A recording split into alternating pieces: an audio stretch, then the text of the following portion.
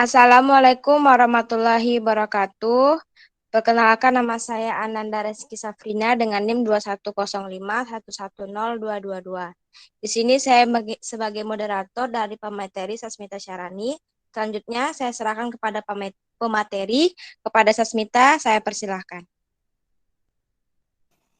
Baik, terima kasih kepada moderator.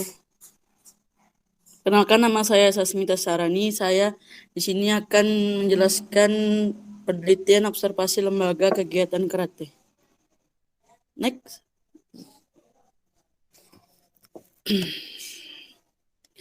Perkembangan kegiatan karate. Karate masuk di Indonesia bukan dibawa oleh tentara Jepang, melainkan oleh mahasiswa-mahasiswa Indonesia yang kembali ke tanah air setelah menyelesaikan pendidikannya di Jepang. Tahun 1963, beberapa mahasiswa di Indonesia, antara lain Baut Ade Adi Kusumo, Karyanto de Jojonegoro, Mokhtar Ruskan, dan Ottoman Noh Menderik Dojo di Jakarta. Mereka inilah yang mula-mula memperkenalkan karate atau aliran Shotokan di Indonesia, dan selanjutnya mereka membentuk wadah yang mereka nampakkan Persatuan Olahraga Karate Indonesia atau FORKI yang diresmikan tanggal 10 Maret 1964 di Jakarta. Sejak FORKI berdiri sampai dengan saat ini, pengurusan di tingkat pusat yang dikenal dengan nama pengurus besar atau PB telah dipimpin oleh 6 orang ketua umum dan periodisasi kepengurusannya mengalami 3 kali perubahan masa periodisasi, yaitu periode 5 tahun atau ditetapkan pada Kongres tahun 1972 untuk kepengurusan periode tahun 1972 sampai 1977. Periodisasi 3 tahun ditetapkan pada Kongres tahun 1997 untuk kepengurusan periode tahun 1997 sampai 1980, dan periodisasi 4 tahun berlaku sejak Kongres tahun 1980 sampai sekarang. Next.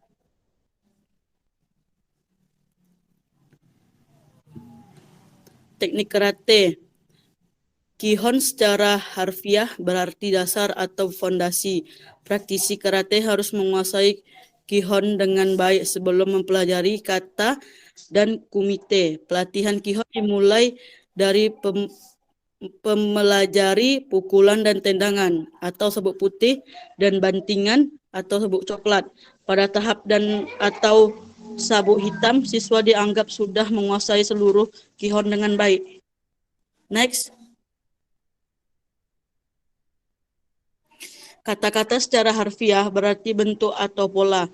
Kata dalam karate tidak hanya merupakan latihan fisik atau aerobik biasa, tapi juga mengandung pelajaran tentang prinsip bertarung. Setiap kata memiliki ritme gerakan dan pernapasan yang berbeda. Dalam kata ada yang dinamakan bunkai. Bunkai adalah aplikasi yang dapat digunakan dari gerakan-gerakan dasar kata. Setiap aliran memiliki, sebagai contoh, kata teki dialirkan Shotokan dikenal dengan nama Naihanchi, dialirkan Shito Ryu. Sebagai akibatnya bunkai atau aplikasi kata. Tiap aliran juga berbeda. Next.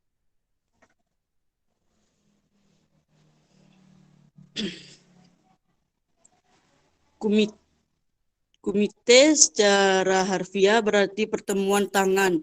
Kumite dilakukan oleh murid lanjut atau sabuk biru atau lebih. Tetapi sekarang ada dojo yang mengajarkan kumite pada murid tingkat pemula atau sabuk kuning sebelum melakukan kumite bebas, jiu kumite.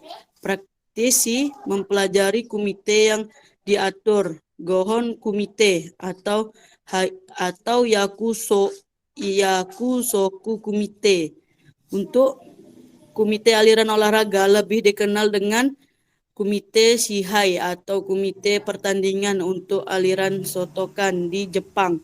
Komite hanya dilakukan oleh siswa yang sudah mencapai tingkat dan sabuk hitam. Praktis diharuskan untuk dapat menjaga pukulan supaya tidak mencedera kawan bertanding. Untuk aliran full body,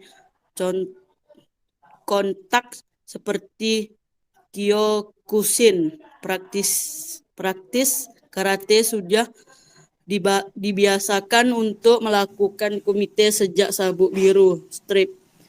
Praktisi Kyokushin diperkenalkan untuk memancarkan tendangan dan pukulan sekuat tenaganya ke arah lawan bertanding. Kondisi fisik pada karate. Kekuatan strike dalam cabang olahraga karate ada beberapa anggota tubuh yang memerlukan seperti lengan untuk kekuatan pukulan tungkai, untuk kekuatan tendangan dan perut untuk menahan serangan lawan yang ditunjuk ke tubuh atlet. Contoh bentuk latihan push up, up pull, up sit, up squat.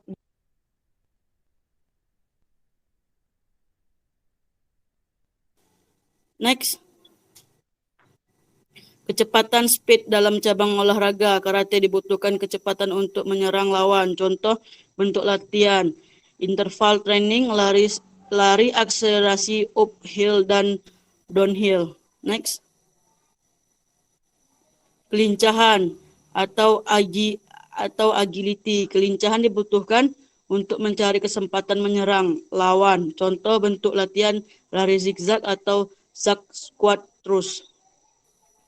Next. Sekian, terima kasih. Saya serahkan kembali kepada moderator. Baik, terima kasih Sasmita yang sudah menyampaikan materinya. Kepada teman-teman, saya persilakan untuk bertanya. Izin moderator. Ya, silakan Panggi. Izin bertanya. Jelaskan apa saja teknik dalam karate. Baiklah, terima kasih Panggi. Apa Sasmita bisa mengerti pertanyaan dari Panggi? Mengerti, moderator. Izin menjawab, moderator. Ya, silakan Sasmita. Ya, saya akan menjawab pertanyaan dari Panggi. Jelaskan apa saja teknik dalam karate. Yang pertama, Kihon merupakan fondasi atau teknik awal yang harus dikuasai oleh seorang atlet karate. Yang kedua, teknik kata merupakan teknik dalam merupakan pola atau bentuk di dalam olahraga karate. Yang ketiga, kumite.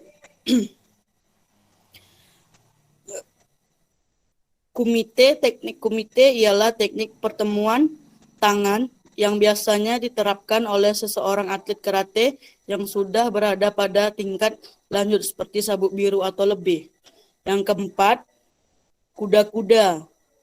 Biasanya disebut dachi dalam karate merupakan teknik yang perlu dikuasai oleh pemilu secara benar dan sempurna. Yang keempat, pukulan dalam dunia karate. Pukulan disebut dengan zuki juga harus dikuasai oleh seorang atlet karate dengan baik dan sempurna. Yang